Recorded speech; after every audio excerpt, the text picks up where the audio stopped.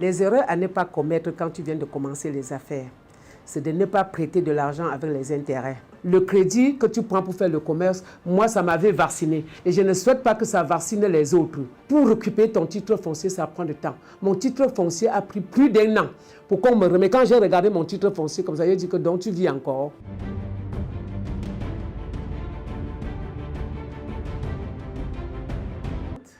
Bonjour à tous ceux qui me suivent maintenant et je remercie tous ceux qui partagent mes vidéos. Continuez à partager, vous ne serez pas déçus parce que ça sensibilise les autres gens qui n'ont pas encore compris l'expérience de mariage. Et je salue tout le monde. Aujourd'hui, nous parlons des erreurs à ne pas commettre quand tu commences les affaires. Quand tu veux commencer tes affaires, moi je suis Madame Fossy Thérèse. Je salue tout le monde. Les erreurs à ne pas commettre quand tu viens de commencer les affaires, c'est de ne pas prêter de l'argent avec les intérêts. De ne pas faire cette erreur. De commencer avec les petits moyens que tu as, même si c'est 50 000. Tu cherches le business au niveau de 50 000. Tu commences ton business avec. Au fur et à mesure que ton capital monte à 55 000, 60 000, 70 000, 80 000, 90 000, tu connais déjà le bénéfice que tu gagnes tous les jours ou par mois. Ça te permet maintenant de dire que je peux commander à la banque le crédit peut-être de 50 000 pour que mon capital fait peut-être 150 000 déjà. Mais ne commence jamais avec le prêt bancaire ou acheter l'argent à l'usure ou dans les coopératives. Tu as déjà échoué avant.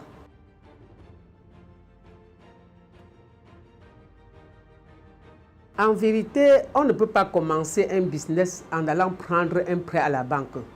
Quand tu commences le commerce, quand tu es déjà parti voir le banquier pour prendre le crédit, ça veut dire que tu vas travailler pour le banquier. Ce sont des erreurs. Parce que tu as mis la barre trop haut, alors que ce n'est pas ça le commerce. Quand tu veux faire le commerce, tu fais avec tes moyens.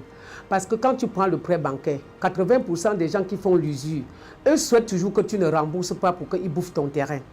D'autres souhaitent que tu ne rembourses pas pour qu'ils récupèrent ta maison ou ta voiture.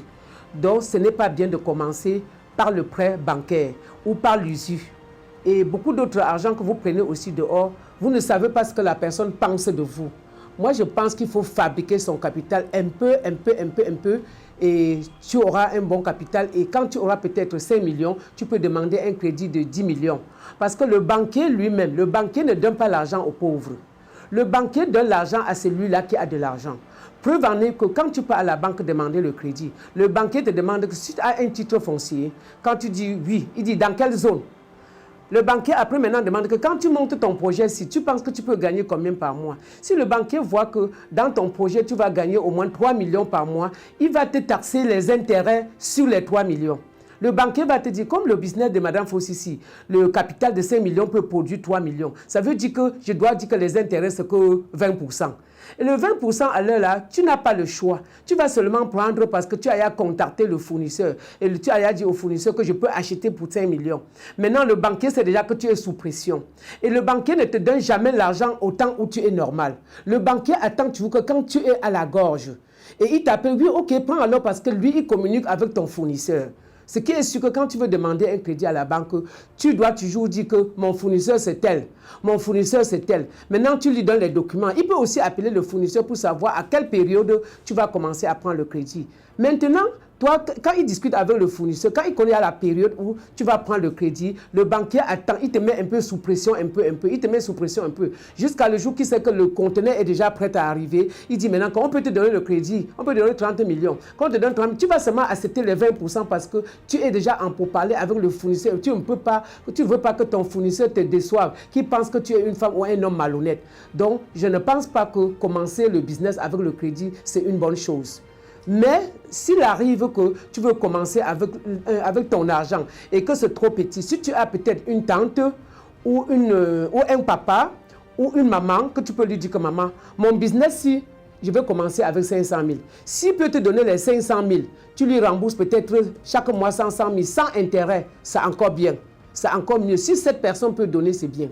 Maintenant, si tu peux voir un fournisseur qui te donne un crédit fournisseur, c'est-à-dire on te donne les marchandises, tu vends avant de payer. C'est aussi bien sans problème parce que si tu ne vends pas, il peut venir récupérer ses marchandises.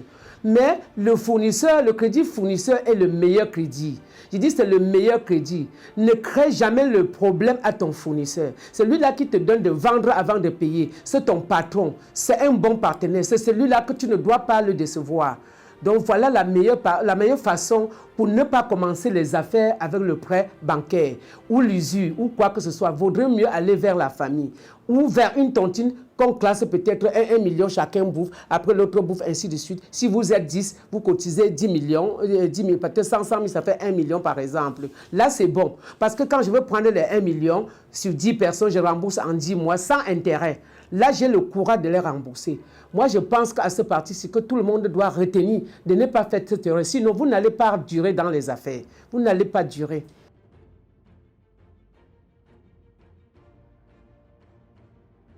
Quand j'avais côtoyé mon crédit à la banque, c'était à Ecobank. Ecobank m'a accordé le crédit et m'a demandé d'aller voir mes partenaires qui étaient Orange pour qu'on me livre une attestation irrévocable. Cette attestation irrévocable, c'est pour dire que quoi, chaque fin du mois, mes commissions partaient directement à la banque. Mes commissions partaient directement à la banque. Mais à la fin, Orange n'envoyait pas mes commissions à la banque et la banque aussi ne réclamait pas. Ce qui fait que la banque et Orange, je ne sais pas comment ça se passait. Je me suis retrouvé que la banque me donnait un crédit. La banque m'a demandé de donner ma contribution, qui était 60% pour qu'il me donne le crédit. La banque m'a donné 40 millions et moi, j'ai donné ma contribution 60 millions. Ça faisait donc 100 millions. Je tournais le crédit de 100 millions et la banque me prélevait les intérêts de 1 million 200 000, 1 million 100 000 pendant toute une année. Quand l'année finit, je me rends compte que je n'ai rien gagné toute l'année. Je rétrograde ma mémoire. Je tire le relevé bancaire. Je pars m'asseoir, je traite avec mon petit frère Lucas, que je salue comme ça. Il me dit que maman, tu as passé toute ta vie à travailler pour le banquier. Regarde que la banque t'a prélevé ici 1 million, ici 2 millions, ici. Quand je calcule tout ce que la banque m'a prélevé pendant toute l'année, j'ai versé à la banque plus de 14 millions. Mais comme je vous dis là, la banque me revendait mon argent. C'est-à-dire mon propre argent que la banque me vendait. La banque me vendait encore 60 millions. Parce que la banque ne m'avait donné que 40 millions pour compléter mes 60 millions qui étaient déjà dans la banque, dans le compte. Et il me vendait 100 millions. Au lieu de me vendre, c'est là où je me suis rendu compte à la fin de l'année. Mon petit frère m'a dit non, casse ton crédit, casse le crédit et tu te bats avec les petits moyens que tu as. J'ai vu qu'il avait raison. Je suis rentré donc à la banque et j'ai dit que non, je vais casser mon crédit. Le crédit si est trop fort. Le banquier même n'était pas prêt à casser le crédit. À la fin du mois, il a dit que non, prenez d'abord l'argent qui est dans le compte là, prenez d'abord tout votre argent. Vous cassez et vous donnez le relevé. Quand ils ont tout cassé, prendre tout ce qu'ils pouvaient prendre, il me dit que non, ce que tu peux encore nous verser, c'est seulement 5 millions. Je suis venu verser les 5 millions, j'ai tiré le relevé. J'ai demandé est-ce que je vous réclame encore l'argent. Ils ont dit non. J'ai dit ok, remettez donc mon titre foncier. Remettez mon titre foncier parce que moi je n'ai je ne peux plus continuer à travailler à perte. C'est-à-dire c'était très difficile et c'est à partir de là que j'ai perdu mon contrat à Orange parce que je ne pouvais plus acheter comme la banque m'aidait. Je ne pouvais plus acheter comme Orange voulait parce qu'à l'heure là, il fallait que je choisisse ma vie et moi-même que de continuer à travailler pour le banquier. C'était ça. Et je crois que mes vidéos passées, je vous ai expliqué un peu cette histoire. Donc, le crédit que tu prends pour faire le commerce, moi, ça m'avait vacciné. Et je ne souhaite pas que ça vaccine les autres. Ne restez pas dans ce lancer-là parce que ça va vous mettre au quartier pour de bon. Et les gens vont vous voir comme une femme malhonnête ou un homme malhonnête, alors qu'au départ, tu n'étais jamais malhonnête. Tu es venu juste avec ton capital. Le capital que tu pouvais travailler doucement avec, on t'a mis là-bas trop en disant que tu dois faire 100 millions, tu dois faire 50 millions. On te bombarde les chiffres d'affaires que tu ne peux pas. Maintenant, quand le chiffre d'affaires est trop fort, tu es obligé de rentrer voir le banquier pour dire comment faire pour atteindre mon objectif. Le banquier t'aide donc pour faire ton objectif. Mais le prix coûte trop cher. Le prix était trop cher. Ça, c'est mon expérience que j'ai eue en 2010. Et j'ai perdu ce contrat en 2013 parce que je forçais avec mes petits moyens. Je forçais et ça n'allait plus. Orange ne voit pas supporter. Mais je vous dis aussi que lorsque tu finis avec le banquier, pour te remettre ton titre foncier, ce n'est pas un cadeau. Je sais que les banquiers vont se fâcher, mais ce n'est pas bien ce que vous faites aux femmes d'affaires et aux hommes d'affaires. Quand tu rembourses même tout le crédit, pour qu'on te donne ton titre foncier, on te dit maintenant que c'est hypothéqué chez le notaire. Et c'est toi qui dois encore aller payer les frais chez le notaire. En te donnant le crédit, tu es allé payer à la banque. Mais le moment de retirer, on t'envoie le notaire. Le notaire te dit de payer les frais. Quand tu paies ce frais chez le notaire, là, tu continues à souffrir. Et c'est comme ça que quand tu prends même le crédit, pour récupérer ton titre foncier, ça prend du temps. Mon titre foncier a pris plus d'1 an pour qu'on me remette. Quand j'ai regardé mon titre foncier comme ça, j'ai dit que donc tu vis encore. Donc mon titre là vivait encore. Donc je voudrais dire avec toute fermeté à tous ceux qui vont prendre le crédit à la banque de faire très attention. De faire très attention. Parce que je suis passé par là. C'est vrai qu'aujourd'hui, je suis en train de prendre ma retraite, mais ce n'est que dans le cercueil qu'on sait qu'on a pris sa retraite. Et je suis très content de vous expliquer. Je suis content de vous expliquer.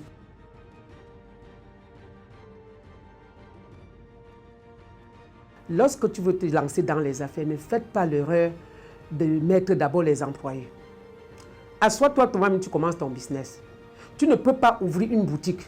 Tu donnes les clés à quelqu'un qui commence. Ce n'est pas possible. Assois-toi, enlève la veste, tu t'assois, tu commences ton commerce. Tu vends, tu prends l'argent, tu mets à la caisse. Tu vends. En fin de journée, tu calcules, tu vois ton bénéfice, tu mets à côté.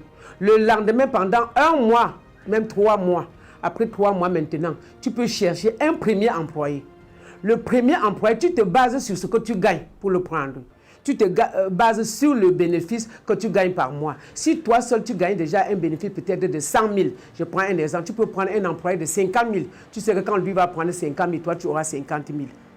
Après toute charge, je le dis très bien, après toute charge, parce qu'en dehors de l'employé, il y a aussi la lumière, il y a le loyer, il y a les petits transports que tu appelles le transport pour aller acheter les marchandises. C'est des petits trucs. Il y a parfois aussi même les frais bancaires que ça se passe. Donc, il faut aussi la comptabilité. Il faut tenir une bonne comptabilité. Mais si la comptabilité est même bien comment et que ce n'est pas toi-même qui étais d'abord assis, sauf si c'est les grandes entreprises qui viennent déjà peut-être avec, avec un système très élevé. Mais si c'est des petits commerces que tu veux grandir doucement, assois-toi toi-même, tu commences ton commerce, tu vas doucement. Au fur et à mesure que ça monte, tu prends l'employé en fonction de ce que toi-même tu gagnais. Si tu commences à gagner 200 000, tu prends 2 employés. Si tu commences à gagner 300 000, tu prends 3 employés. Tu peux t'arrêter sur 3 employés d'abord. Ça veut dire que la caissière, la vendeuse et la commerciale et le magasinier, les 3 ci, tu t'arrêtes là-bas. Vous vous entendez sur le salaire. Tu tiens des réunions avec eux au moins 1 fois par mois. Pour un patron qui est trop paresseux pour faire des réunions. Au moins 1 fois par mois. Mais il y a des patrons qui savent que de temps en temps, il doit appeler quelques employés dans son bureau pour discuter. Pour dire que tel jour-là, tu penses que ceci est bien, est-ce qu'on peut continuer? C'est aussi important. Mais il faut tenir des réunions. Le patron, ce n'est pas celui-là qu'il abandonne son bureau, il part rester au quartier. Il met les employés. Je suis passé par là. Je peux dire que j'ai perdu mon contrat parce que en 2013, j'avais confié tout aux employés et j'avais fermé l'œil. Je suis allé rester à la maison et ça m'a mis dans tout ce que vous connaissez aujourd'hui. Pour ceux qui me connaissent, ça m'a mis dans tout ça. Je ne souhaite pas que quelqu'un d'autre tombe dans les mêmes situations. Le patron, c'est un esclave. Le patron doit travailler jusqu'à la mort. Si le patron tente de dire que je vais aller me promener pour 6 mois, ou bien je vais faire 6 mois sans tenir de réunion, ou je vais rester au quartier, tu viendras trouver qu'on a fermé les portes et tu ne seras plus patron. Tu ne peux plus être patron. Donc le patron doit savoir que gérer les gens, créer une société, c'est accepter faire l'esclavage. Parce que tu nourris plusieurs bouches. Tous ces employés comptent sur toi. Si maintenant, tu commences à aller dormir 6 mois avant de revenir, tu fermes ton entreprise, tu ne tiens pas de réunion, tu as laissé la société à qui? Aux bandits, ils vont voler, ce n'est pas de leur faute parfois, parce qu'ils voient que le chef d'antenne n'est plus là. Quand le commandant n'est plus là, le bateau va se couler. Et je vais dire encore que même quand tu es là, eux te volent. Combien de fois quand tu n'es plus là? Imagine que quand tu pars de temps en temps, après 30 minutes, on dit toujours qu'ils ont fui, ils ont fait ceci. Mais imagine que tu n'es pas là. Donc vraiment, à tous les patrons qui m'écoutent, de ne pas abandonner votre société uniquement aux patrons, d'avoir un regard particulier, de suivre aussi votre business pour éviter que les employés aussi ne s'égarent. Parce que l'autre aussi, on les intoxique. Mais si tu étais là, tu allais l'appeler pour dire que n'écoute pas celui-là veut te tromper. Dès que tu vas voler, tu vas aller en prison, il va t'écouter. Mais une fois que tu les as tous abandonnés, et l'employé veut aussi parfois voir le patron. L'employé veut aussi voir le patron. Il veut discuter avec toi. Il veut que tu l'appelles au bureau, tu parles avec. Quand il sort, tu lui glisses un billet de 10 000 ou même 2 000. Il veut ça. Ce n'est pas que c'est la corruption, mais c'est parce que le patron reste patron, le père de ses enfants, parce que 80%, même si c'est un employé qui travaille chez toi et que son âge dépasse ton âge, c'est toujours un de tes enfants. C'est aussi une partie de tes enfants. Parce que quand il vient causer dans ton bureau, il a laissé 5-6 enfants. Non, ne lui laisse pas comme si peut-être il était déjà au niveau où tu ne peux plus le conseiller. Tu dois toujours lui parler, l'appeler au bureau, vous discutez, vous discutez, vous discutez. Et je pense que ça va aller, ça va aller. Oui, au début de mes affaires, ce n'était pas très facile. Pourquoi? Parce que je faisais d'abord les maternités. Je faisais des maternités, ce n'était pas très facile. Et quand je vais expliquer, ça va être trop long parce que je ne sais pas si vous allez avoir le temps de m'écouter. Mais je préfère que vous ayez un peu de temps pour écouter parce que quand je commence d'abord mes affaires en 1990, j'ai commencé par l'atelier de couture. J'avais déjà 2 enfants. L'autre partait déjà à l'école et l'autre était encore en main. Il faut comprendre que ça n'a pas été facile parce que j'avais les employés, j'avais au moins 7 employés qui venaient apprendre la couture. Les femmes mariées, les femmes célibataires, il faut aussi les éduquer, il faut les conseiller, il faut rester avec eux. Même leur mari parfois va venir se plaindre. Il faut que quand le mari se plaint qu'elle a fait ceci, que tu l'appelles, tu coaches la fille, tu lui dis que non, si tu as fait comme ça, c'est pas bien. Parfois, les fiancés, il y avait tellement de problèmes. Mais quand j'ai fini cette période de l'atelier de couture, je n'avais pas eu trop de problèmes avec mes employés. La couture ne m'a pas cassé la tête. Là où j'ai eu trop de problèmes, c'est dans la quincaillerie. J'ai fait 7 ans dans la quincaillerie, mais j'ai travaillé toujours avec ma belle famille. Les filles comme les garçons, ils m'ont bien volé.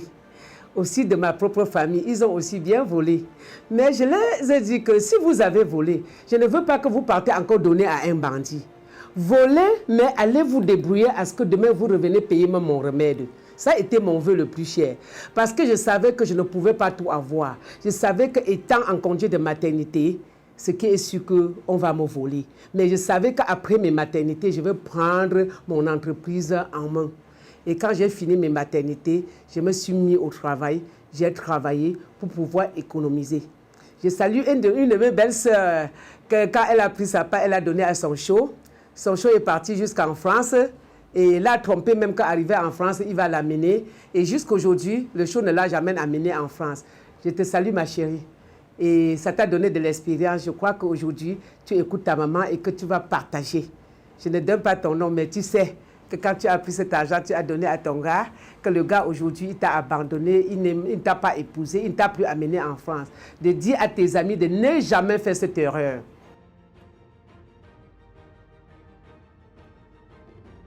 Voilà, mon mot de fin sur cette vidéo, c'est de vous dire de ne pas faillir, d'écouter ce que je dis et de partager et d'expliquer aux autres personnes, de ne pas faire les erreurs parce que la vie que vous voyez là, ce n'est pas facile. La vie n'est pas facile. Pour ceux qui sont à la conquête des affaires, de ne pas faire des erreurs, de prendre le crédit bancaire sans bien réfléchir. De donner la maison pour prendre le crédit sans bien réfléchir, de donner ta voiture pour prendre le crédit sans bien réfléchir. Je vous prie, vous tous, mes enfants, de partager cette vidéo, de partager et partager, de sensibiliser les autres qui ne sont pas encore au courant de mes vidéos, que ce sont des vidéos qui vont vous aider, et vos enfants, et vos maris, et vos amis, et tous ceux qui sont autour de vous, même vos ménagères. Je vous souhaite beaucoup de bonheur.